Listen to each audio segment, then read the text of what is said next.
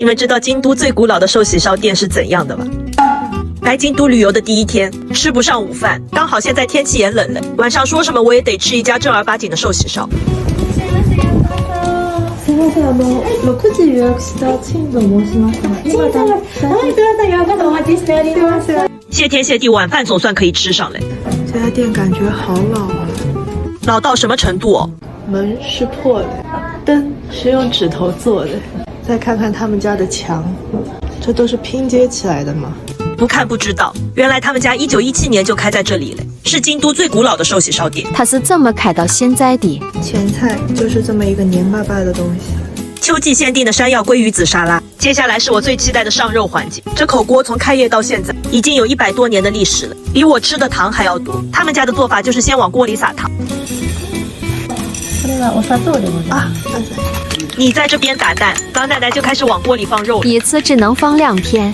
等肉滋滋冒油的时候，浇上100年熬制的寿喜烧汁，汤汁浓稠到不需要多煮。刚翻个面，老奶奶就催我们赶紧吃。1枚ずつお揚げくださいませ。把滚烫的肉放到生鸡蛋里裹一层蛋液。这肉好大，肉汁大，大到你塞帮子都塞不下。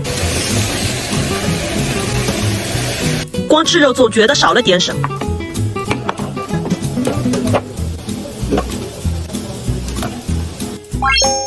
吃肉怎么能没有饭？把刚出锅的肉这样平铺到饭上，光看这肉的色泽就已经很诱人了。一口白米饭，再配上一口肉，嘴都塞不下了。这肉真的是太绝了。再来一块吸饱汤汁精华的豆泡，像海绵一样入口即化，光一口就已经很满足了。寿喜烧里的老豆腐，越老越好吃。好吃是好吃，但真的不要吃得太急。